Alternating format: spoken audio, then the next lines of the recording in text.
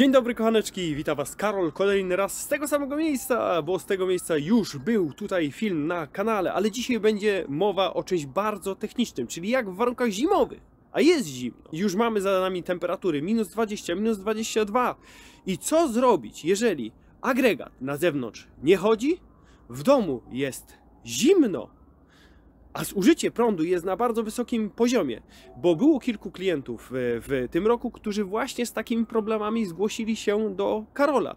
I okazało się, że zużycie grzałki jest na bardzo dużym, wysokim poziomie. Od czego to zależy? Od jakich temperatur? Jak się tego wystrzec? I jak uruchomić właśnie w takich warunkach, kiedy macie wychłodzony dom, wychłodzoną podłogówkę, wychłodzone centralne ogrzewanie, od czego po prostu zacząć, krok po kroku.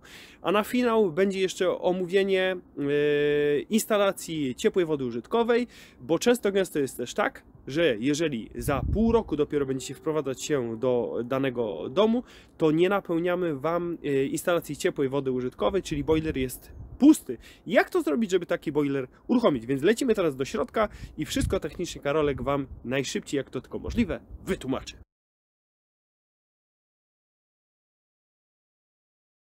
Niektórzy z was wprawne oczy, że tak powiem, poznają to, chociaż to pomieszczenie, chociaż było tu troszeczkę inaczej. O tym, jak ono teraz wygląda i jak uruchomić ciepłą wodę użytkową, to będzie w dalszej części programu. A teraz przejdziemy sobie do pewnych prawideł i do pewnych źródeł informacji, z których dzisiaj będzie Karol wam cytował pewne rzeczy. I okej, jeżeli chodzi odnośnie instalatorów, dokładnie znają tą książkę, jest to autodiagnostyka pomp ciepła, powietrze-woda generacji HIJ, czy generacji KIL, czy innej generacji, w zależności od tego, jakiej to jest wersji, z jakiego roku. Jeżeli jesteście klientami, którzy chcą sobie przygotować na przykład instalację, chcą sprawdzić, czy instalator dobrze zrobił daną instalację, czy nie użył, nie wiem, rur za małej średnicy, albo nie użył boilera, który ma za małą powierzchnię wymiany wężownicy i nie będzie to sprawnie działało, nie będzie to energooszczędne rozwiązanie, to spokojnie wpisując coś takiego, czyli autodiagnostyka pomp ciepła, powietrze, woda, Aquarea albo Panasonic, jeżeli wpiszecie to w Google, to spokojnie znajdziecie sobie, myślę, że nawet świeższe wydanie. Znajdziecie też tutaj oprócz tego, co powiedziałem, znajdziecie na przykład właśnie jakie macie przyłącza, znajdziecie tabele doborowe do wszystkich pomp ciepła i na przykład jaka pompa ciepła w danych warunkach dla jakich zasilań, czym może się poszczycić, co z siebie jeszcze przy minus 20 jest w stanie wypluć. Nas to dzisiaj nie będzie interesowało, nas dzisiaj będzie z tej całej książki interesowało i postaram się naprawdę to jak najszybciej dla was nagrać. Będzie nas interesował ten fragment, bo ogólnie dlaczego może się tak wydarzyć sytuacja, którą wam zaprezentowałem na samym początku, czyli pompa ciepła na zewnątrz stoi, agregat stoi, sprężarka się nie rusza, chodzi wam cały czas pompa obiegowa, są załączone grzałki. Co to znaczy, że są załączone grzałki? To znaczy tylko tyle, że macie ten symbol, który tutaj jest i on jest jeszcze podkreślony, bo to, że on się wyświetla, ten kebabik, jak to Adrianek mówi, się wyświetla, to jeszcze nic nie znaczy. Jeżeli on jest podkreślony, to znaczy, że jest w systemie i jest aktywowane. I dlaczego tak się dzieje? Dzieje się tak, dlatego, że pompa ciepła ma zabezpieczenie przeciwzamrożeniowe wymiennika. Jeżeli uruchamiamy pompę ciepła w warunkach zimowych albo przeoczymy sobie moment załączenia pompy ciepła i tak właśnie było w przypadku dwóch klientów, którzy do mnie dzwonili, czyli chcieli, żeby pompa ciepła nie pobierała dużo energii, na przykład mieli jeszcze etap budowy, nie potrzebowali w ogóle grzać tych pomieszczeń, tego domu, w którym znajdowała się pompa ciepła, ale okazało się, że na przykład temperatura na zewnątrz były pierwsze mrozy, spadła do minus 5, temperatura w budynku spadła też do, nie wiem, 5 stopni na przykład na plusie, no i coś trzeba zrobić, żeby nie rozsadziło im wszystkich instalacji. I wtedy zdecydowali się na przykład uruchomić pompę ciepła, nie zastanawiając się do końca, jak to działa. I mogą wiedzieć, mogą nie wiedzieć właśnie, jak to działa, ale po to jest właśnie ten film. Jeżeli temperatura podczas defrostu, czyli normalne jest, że Uruchamiacie sobie pompę ciepła, nastawiacie jakąś temperaturę, nie wiem, 20, 24 stopni, 30 stopni, jeżeli chodzi o prostą, czy ustawiacie jakąś krzywą grzewczą, nawet właśnie jakieś niskie parametry rzędu 20 stopni przy plus 15 i 25 przy minus 20, tak tylko żeby było jakieś podtrzymanie dodatniej temperatury w budynku, to normalne jest, że pompa ciepła Wam wystartuje, nieważne jaka jest temperatura wody, grunt żeby była na plusie, bo wtedy jest ciekła, wystartuje Wam. Pochodzi w zależności jakie mamy temperatury na zewnątrz, na przykład 45 minut, godzinę, półtorej godziny. W tym przez ten czas agregat będzie pokrywał się szronem, czyli będzie się coraz bardziej robił biały. Powinien ogólnie nagle na początek zaszronić się w takie drobne paseczki, potem powinien zrobić się cały biały i potem powinien ten szron tylko się nawarstwiać. Pompa ciepła po jakimś czasie, jak już tego szronu zbierze dużo, stwierdza, mam zbyt małą wydajność, muszę się odlodzić po to, żeby móc przepuszczać przez siebie odpowiednią ilość powietrza, po to, żeby móc odzyskiwać ciepło z powietrza. Co robi? Obraca nam obiegi czynnika chłodniczego, czyli jak przedtem tutaj była część ciepła tej układanki, czyli oddawaliśmy ciepło do układu, a tam na zewnątrz była część zimna, żebyśmy mogli pobierać w każdych warunkach zewnętrznych ciepło z otaczającego powietrza, to teraz te obiegi się zamieniają. Stąd pobieramy ciepło, dostarczamy to ciepło przez rury freonowe na zewnątrz. Staje wentylator, żeby cały proces też był szybszy i żeby przebiegał dynamiczniej i staramy się, rozladzamy, odszraniamy wymiennik zewnętrzny. W tym procesie duża ilość wody jednorazowo nam spływa do tacy skropni i z pomp ciepła siura nam woda. Wymiennik nam się stara też osuszyć, potem uruchamia nam się wentylator, pompa z powrotem przełącza się w tryb grzania, czyli agregat na zewnątrz jest dalej tą częścią zimną, pobierającą energię, a tutaj mamy część ciepłą, która dostarcza nam energię do pomieszczenia. Ok.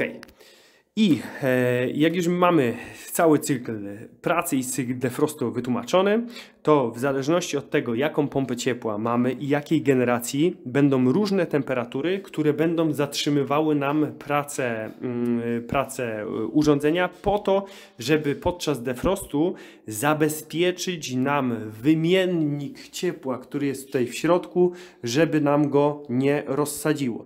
Bo jeżeli w obiegu mamy wodę, woda poniżej zera nam zamarza, krystalizuje się, zwiększa swoją objętość, a tym samym co? Mogłaby spowodować rozszczelnienie, rozwalenie wymiennika wewnętrznego.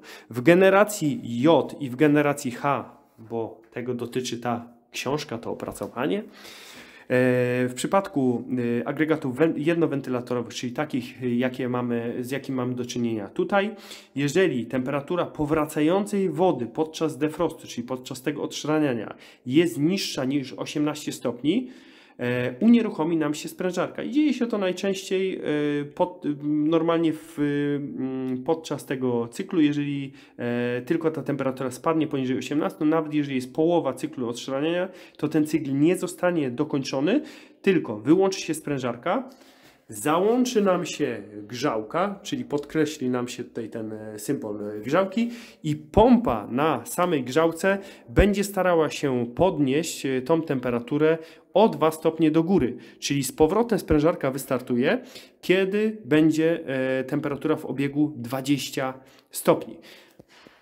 I tutaj jest pułapka, moi kochani, bo jeżeli mamy urządzenie zainstalowane w budynku, który jest jeszcze w budowie, na przykład nie ma ocieplenia dachu, albo jest nawet to ocieplenie, ale jest to duży budynek, może się okazać tak, że ta grzałka 3 kW, która jest najczęściej w pompach Panasonica, jest niewystarczająca do tego, żeby podnieść tą temperaturę do wyższej wartości. I tutaj jest jeszcze bardzo istotne, ile mamy odkręconych pętli, ale to omówię myślę za chwilę, żeby nie mieszać tematów. Wróćmy na chwilę jeszcze do autodiagnostyki. I wracając jeszcze do autodiagnostyki, muszę powiedzieć, że jeżeli mamy agregat dwuwentylatorowy, czyli na przykład najmniejsze urządzenie dwuwentylatorowe, najsłabsze to jest pompa ciepła HP generacji H, 9 kW o zasilaniu trzyfazowym, czyli taki TCAP bez dotrysku czynnika. Wszystkie TCAPy generacji H, czyli TCAPy w splicie 9, 12 i 16 kW i wszystkie urządzenia generacji J monoblok, bo wszystkie TCAPy na R32 to są już jodki. Jeżeli pompa ciepła wejdzie Wam w defrost i temperatura wody powracającej jest poniżej 10 stopni, to zachowa się dokładnie tak samo jak to urządzenie jednowentylatorowe. Załączy nam grzałkę, czy tam załączy nam grzałki i tą grzałką będzie się podpierać aż do uzyskania temperatury 12 stopni. Wtedy dopiero uruchomi Wam z powrotem sprężarkę i normalnie urządzenie będzie wygrzewać wedle logiki, którą ma zaprogramowaną. Jeżeli chodzi o generacje nowsze, czyli generację K, można powiedzieć, to jest taka generacja J, tylko z bardziej udoskonaloną jednostką wewnętrzną i w sumie też z bardziej udoskonalonym agregatem, który mamy na zewnątrz.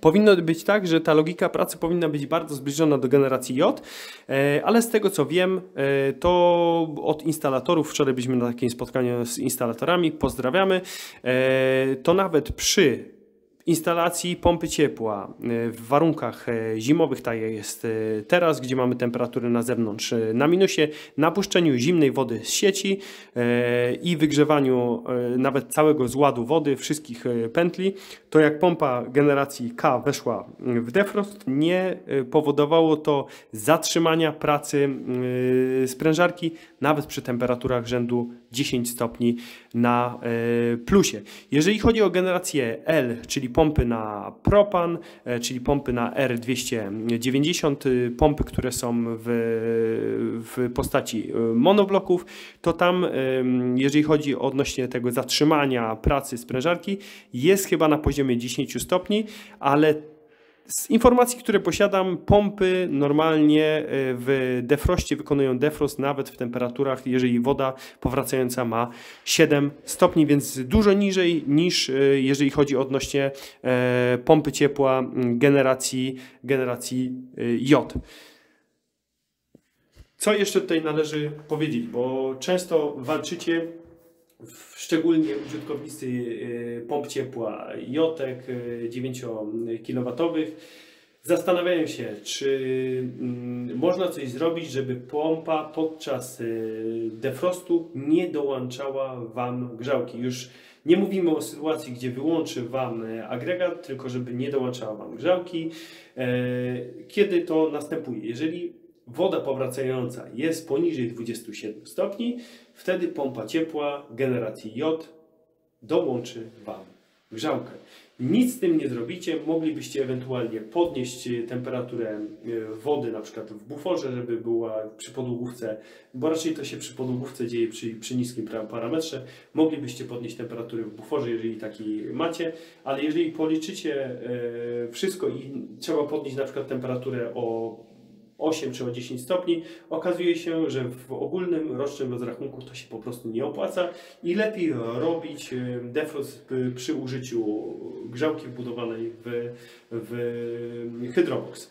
Jeżeli chodzi odnośnie TCAP-ów, jak to przebiega, to tak samo graniczną temperaturą jest 27 stopni na powrocie, tylko tutaj sytuacja wygląda nieco inaczej, bo w przypadku TCAP-a nie jest po prostu wykonywany w ogóle wtedy defrost przy udziale wody i przy udziale energii ze środka, tylko układ przełącza się tak, że rozlodzenie wymiennika, odstrzelenie wymiennika na zewnątrz następuje gorącym czynnikiem. Ok, co Wam chciałem jeszcze powiedzieć? Jeżeli chodzi odnośnie wszystkich generacji, to mam nadzieję, że od Szymona dostałem schemat, jak to wygląda, żeby wszystkie te generacje narzucić na siebie, jak wyglądają poszczególne progi właśnie i z informacji potwierdzonych przez Panasonica, jak to wygląda, kiedy to urządzenie nam się na zewnątrz wyłączy, kiedy zadziała ta praca tylko i wyłącznie na grzałce i kiedy będzie ewentualnie dołączenie grzałki, poniżej jakich temperatur, jeżeli chodzi o normalny defrost, czy kiedy pompa wchodzi Wam w defrost typu drugiego. Mam nadzieję, że to zwarcie wytłumaczyłem, chociaż i tak widzę 14 minut. Teraz przejdziemy sobie do tego, jak uruchomić takie urządzenie w warunkach zimowych, czyli jak nie dopuścić do tego, żeby ta temperatura spadła poniżej tych ilu? 18 albo poniżej 10 stopni. Lecimy. Więc jak to, kochani, zrobić, żeby takie urządzenie uruchomić w warunkach zimowych? Najpierw musimy sobie odpowiedzieć na pytanie, czy chcemy odpalić całe ogrzewanie w domu, akurat w tym domu, w którym się znajdujemy. Jest tutaj łącznie 17 pętli, 8 pętli znajdujących się na górze pętli, czyli tych poszczególnych wyjść z rozdzielacza. I 8 pętli na górze, 9 pętli na dole i musimy sobie odpowiedzieć na pytanie, czy chcemy tylko podtrzymywać temperaturę dodatnią, czy chcemy uruchomić całe ogrzewanie, bo na przykład mamy prace jakieś wykończeniowe, chcemy, żeby lepiej schłonęła nam farba i chcemy generalnie grzać jak w normalnym budynku. Jeżeli to już mamy za sobą, to zajmijmy się może sytuacją, gdzie chcemy zrobić tak jak tutaj, czyli chcemy zrobić tylko podtrzymanie dodatniej temperatury w budynku z minimalizacją kosztów ogrzewania. Jeżeli chodzi o pompy 3, 5, 7, 9 kW, nieważne jakiej generacji, jeżeli odkręcicie 5 pętli od podłogówki, bo to będzie najczęstsze, że tak powiem, spotykane rozwiązanie. Nieważne, czy to jest z Spexa 16, jakiegoś Perta 16, czy z rurki 18, to ta ilość wody, która tutaj jest i ta średnica wystarczy Wam do tego, żeby zapewnić odpowiedni przepływ wody i zapewnić też odpowiednią ilość energii do rozszczelniania. Najlepiej zrobić tak, że my się akurat znajdujemy na górze, ale najlepiej zrobić to od dołu. Dlaczego? Czyli odkręcamy te 5 pętli na dolnym rozdzielaczu. Dlaczego? Bo ciepło z dołu leci do góry i zagrzeje Wam zarówno pomieszczenia na dole, jak i konwekcyjnie uniesie się powietrze i zagrzeje Wam do jakiejś tam temperatury wynikowej pomieszczenia na górze. Jeżeli zakręcilibyśmy te pętle, które mamy na dole, odkręcamy pętle, które są na górze, zagrzejemy tylko górę, a na dole nawet mogłaby temperatura, może nie poniżej zera, ale mogłaby spaść do jakichś granicznych wartości, a tego nie chcemy. Ok, wiemy już, jak to wygląda w przypadku tych mniejszych pomp ciepła, jednowentylatorowych. Jeżeli mamy pompy ciepła większe, czyli jakieś T-cupy, generację H 9 kW 3 fazy, musimy tych pętli odkręcić nieco więcej. Ile? 7, 8 pętli, czyli jeżeli byśmy takie 8 pętli, które mamy tutaj odkręcili, to spokojnie żaden błąd przepływu Wam nie wystąpi i będzie to też wystarczająca ilość energii do rozmrożenia w cyklu defrostu, rozmrożenia wymiennika na zewnątrz, to co opisywałem Wam wcześniej. Ok, czego możemy się spodziewać przy odkręceniu tych 5 pętli? W zależności od tego, od jakiej temperatury będziemy startować. Czy jest to na przykład tak, że budynek mamy skrajnie wychłodzony, mamy w środku 2 stopnie temperatury, na przykład napuszczamy wodę z sieci, która ma 5 stopni albo 8, wynikowo może się okazać, że w tym obiegu mamy wodę o temperaturze na przykład 3 stopni. Ok, uruchamiamy te 5 obiegów grzewczych. Podnosi nam się temperatura, podniosła nam się na przykład do 18 stopni na zasilaniu, a temperatura na powrocie jest gdzieś mniej więcej o 5 stopni niższa, czyli mam 13 stopni. Występuje defrost, agregat nam się wyłączy i przechodzi nam z powrotem urządzenie na grzanie grzałką. Co możemy zrobić? Jeżeli częściowo został wykonany defrost, czyli ten wymiennik troszeczkę się odlodził, jest on już bardziej kolor wymiennika, a nie biały, możemy wyłączyć zasilanie, poczekać z minutę, 2 minuty, załączyć zasilanie i spróbować ponownie zacząć grzać. Urządzenie powinno wystartować Wam normalnie na sprężarce. Jeżeli jest na tyle zimno w budynku, że ten defrost od razu jest przerywany. Niestety będziecie musieli dołączyć tutaj jakieś inne źródło ciepła lub podgrzać w ogóle częściowo, tak jak właśnie w tej funkcji, która się Wam uruchomi, podgrzać częściowo na grzałce te 5 obiegów grzewczych, żeby było możliwa taka sytuacja, żeby podczas wykonywania defrostu temperatura w obiegu była na tyle wysoka, żeby ten defrost przebiegał normalnie na sprężarce od początku do końca i żeby potem po zakończeniu defrostu normalnie sprężarka dalej, żeby pompa podejmowała dalej pracę, więc mniej więcej tak to wygląda. Ok, zagrzaliśmy sobie nasze 5 obiegów do jakiejś temperatury. Do jakiejś temperatury zagrzać? Powiem szczerze, przy rozruchu najlepiej do temperatury jakiejś wyższej. Wyższej to znaczy 25 stopni, myślę, że to jest totalne minimum. Im wyżej zagrzejecie, tym prościej będzie potem rozbujać ewentualnie całą instalację. Ale na początek miałem Wam powiedzieć, jak to zrobić najbardziej ekonomicznie. Najbardziej ekonomicznie to jest właśnie te 5 obiegów w przypadku jednowentylatorowej, 8 obiegów w przypadku dwuwentylatorowej pompy ciepła. Obiegi, które najlepiej odkręcić sobie na dole. Ustawić temperaturę na przykład na prostą, tak jak jest tutaj 25 stopni, albo na krzywą, ale bardzo nisko, czyli przy plus 15 na przykład dajmy 20 stopni, bo tyle to jest minimum, które możecie ustawić na sterowniku, a na przykład przy minus 20 dać w okolicach 26-28 stopni. Wtedy wynikowo przy temperaturze w okolicach zera będziemy mieli właśnie gdzieś około 24 stopnie. I możecie się spytać, dlaczego 24 stopnie, a dlaczego nie temperatura na przykład prosta 20 stopni, dlaczego tak? Bo może się wydarzyć tak, że przy 20 stopniach na temperaturze tej w obiegu, jeżeli w taką celujemy, to podczas defrostu spadnie nam temperatura poniżej właśnie tych 18 stopni i pompa znowu wejdzie w to grzanie na grzałce, którego chcemy uniknąć. A jeżeli mamy odpalone tylko 5 obiegów grzewczych, to generalnie, jeżeli byśmy dołączyli tą całą resztę obiegów i chcieli grzać, nie wiem, do 22-23 stopni, czyli trochę niżej niż teraz, summa summarum okazałoby się i tak, że do budynku dostarczamy dużo więcej energii niż w przypadku odkręcenia tylko 5 obiegów grzewczych i utrzymywania wyższej temperatury, a jest to dla nas jakby nie było bezpiecznik, bo normalnie, jeżeli już się wprowadzicie do tego domu, to ta temperatura zawsze jest dużo wyższa w całym przekroju sezonu grzewczego, kiedy te defrosty mogą wystąpić, jest temperaturą dużo wyższą niż ten próg, w którym miałaby się wyłączyć sprężarka i pompa miałaby pracować tylko na grzałce. A jak zrobić to, jeżeli chcecie uruchomić jak najszybciej powiedzmy to wygrzewanie, ale całego budynku, bo jeszcze macie etap budowy, jeszcze macie gdzieś gładzie, które muszą dostąpić i tak dalej. Jak to wtedy wykonać? Ok, odpalamy te 5 obiegów, tak jak tutaj, doprowadzamy do temperatury 25 czy nawet do 30 stopni i odkręcamy sobie po jednym, po 2, maksymalnie po 3 obiegi grzewcze i kochani, wędrujemy do sterownika, na którym po naciśnięciu tego klawisza wchodzimy sobie w sprawdzanie systemu i w sumie w przypadku tamtego uruchomienia też tak możemy zrobić.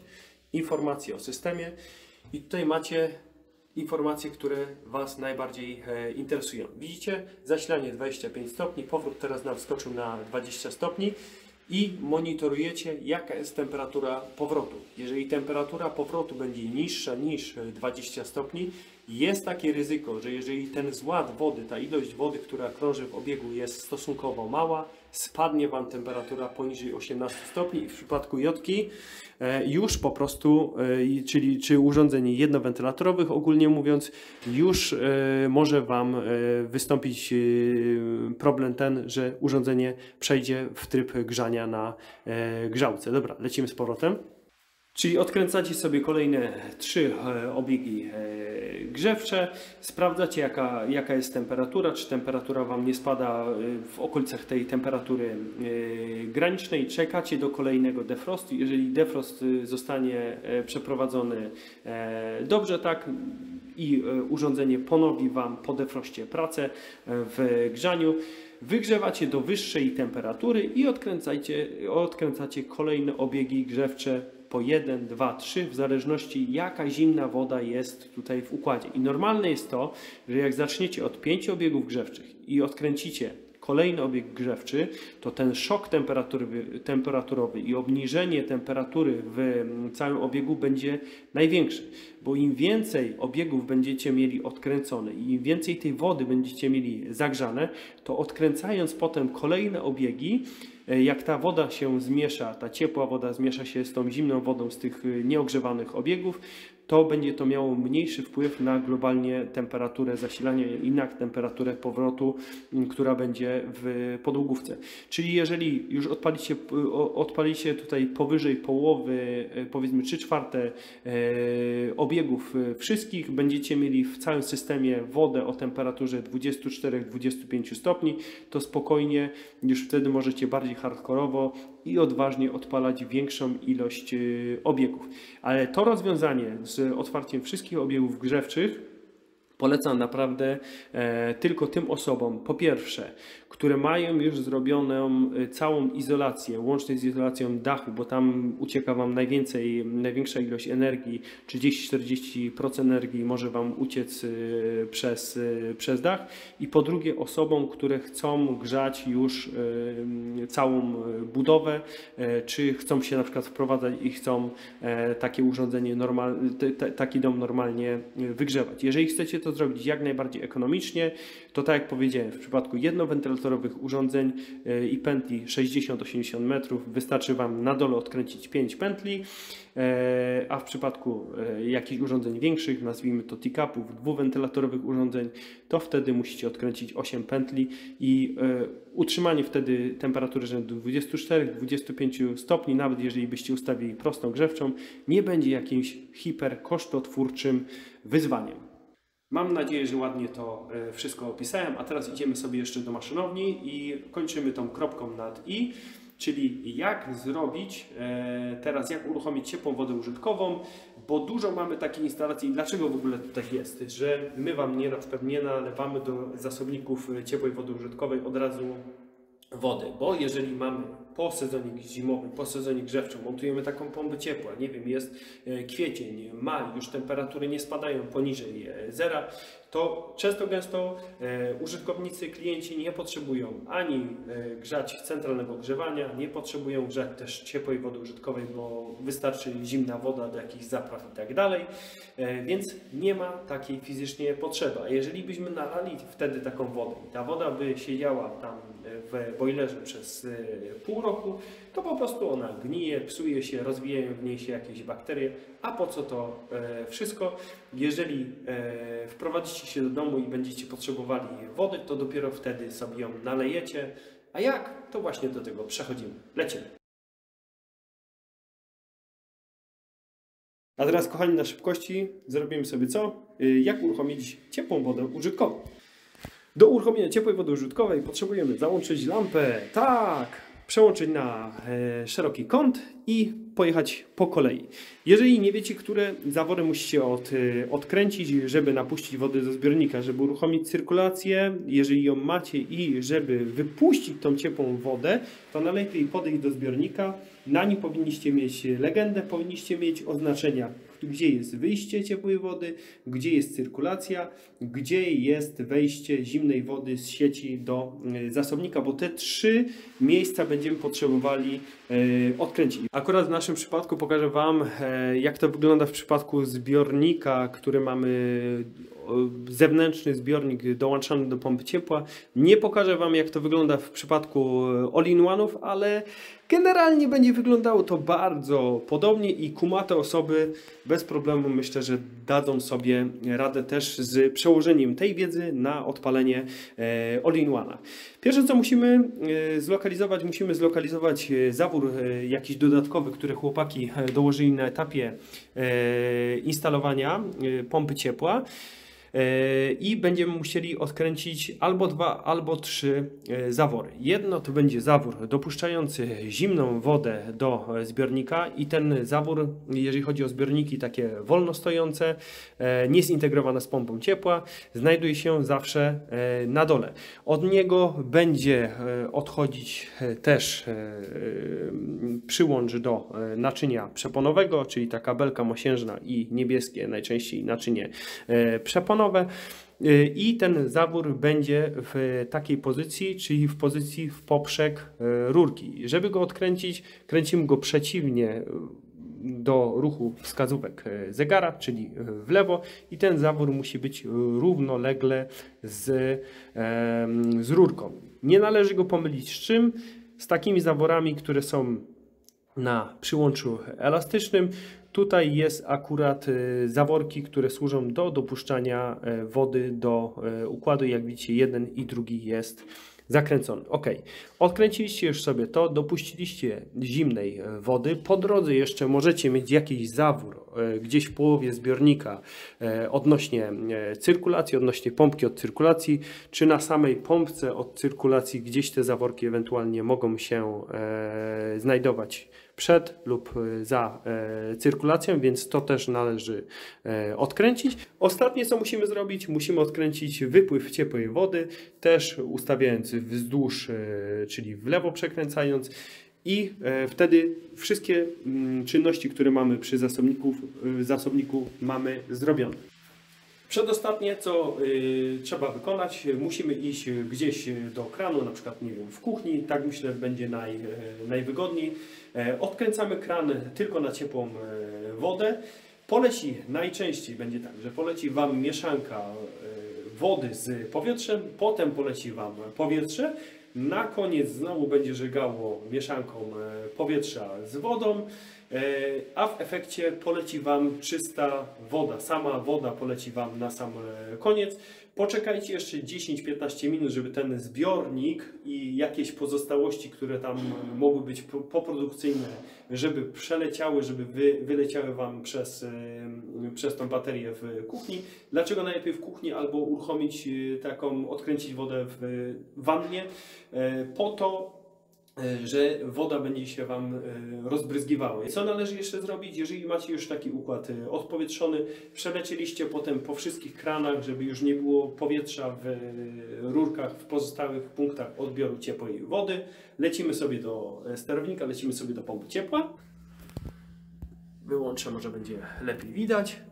I teraz w zależności od tego, czy jesteśmy w okresie zimowym, tak jak teraz. Jeżeli bylibyśmy w okresie zimowym, przełączamy sobie na tryb słoneczko i kranik, czyli w priorytecie jest grzanie ciepłej wody użytkowej, a po nagrzaniu ciepłej wody użytkowej układ przerzuci nam się z powrotem na grzanie. Lecimy 2 razy w prawo i ustawiamy sobie 55 czy nawet 60 stopni. Co się stanie? Temperatura w zasobniku podniesie nam się do 55-60 stopni po to, żeby jeżeli coś by tam było, jeszcze jakieś bakterie, wirusy, grzyby, to żeby nam wybić to wysoką temperaturą.